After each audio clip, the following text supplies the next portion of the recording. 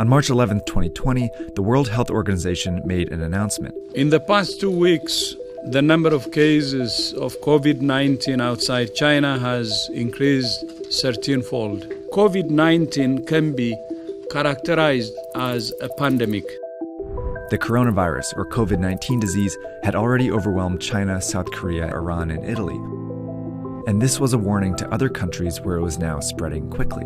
In the days and weeks ahead, we expect to see the number of cases, the number of deaths, and the number of affected countries climb even higher. The spread of COVID-19 was no longer something that could be stopped. But we can still slow it down. We just have to act right now.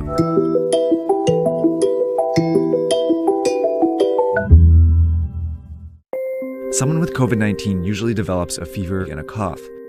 Aches, pains, and other mild symptoms are also possible, but are less frequent. But the severity of those symptoms varies, and for some people who get the virus, you might never show symptoms at all. Based on the data from China, the vast majority of cases are not life-threatening. In 80% of cases, people experience only mild disease, but in 20% of cases, the disease can manifest in a more serious way. It can develop into quite a severe pneumonia where people need to be hospitalized and put on ventilators. Overall, it seems like about 1 to 2% of known cases lead to death, but that rate is much lower for young people and much higher for the elderly. And it also seems that people with unmanaged underlying chronic diseases, they also have a tougher time overcoming the virus. The virus also seems to be very contagious, more contagious than the flu. All you need to do to spread COVID-19 is cough or sneeze on someone else, touch a surface where the virus still lives, and then put your hand in your mouth or your eyes or your nose. After getting infected, it can take an average of 5 to 6 days before you feel sick and your symptoms start to appear. But you can already spread it to people in that period, even if you feel healthy. Just as people realize they're sick, they seem to be at the most risk of passing it along to others. That's how the virus has been so effective at spreading across the world so quickly, and why the WHO was now calling COVID-19 a pandemic. But what they said next was just as important. We cannot say this loudly enough.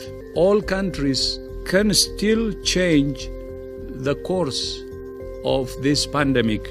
And that depends on something each of us needs to do as individuals.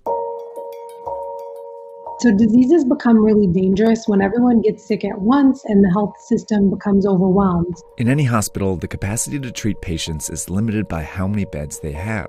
Think of this as the number of beds in your local hospital at any given time. A couple are already filled by patients receiving treatment for things like a car accident injury or a stroke.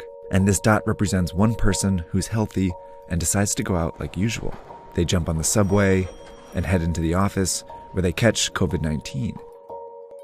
But they don't feel sick right away, and might not for several days. So later they go to a basketball game, where they unknowingly infect 2 or 3 more people. Most of these people will have relatively mild cases, but one might be an elderly person with a severe case who will eventually have to go to the hospital.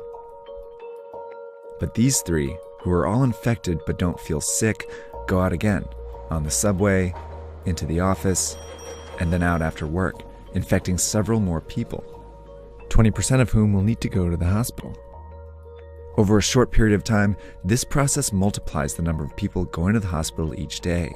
Before long, the hospital is full and a crisis begins. People with severe cases of COVID-19 can't get treatment, and some who could be saved die.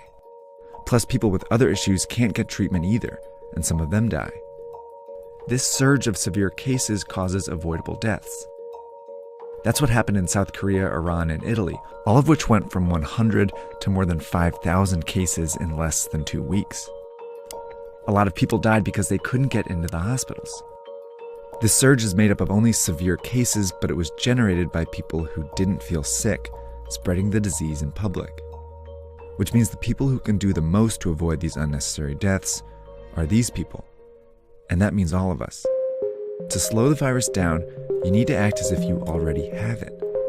By avoiding public transportation, the office, crowded places, and even small social gatherings, you decrease your chances of both getting the disease and spreading it. This is called social distancing. If enough of us do it, the virus still spreads, but much slower. Over time, many people might still get infected, but fewer severe cases show up to the hospital each day, never overwhelming the system. This trend line gets flatter.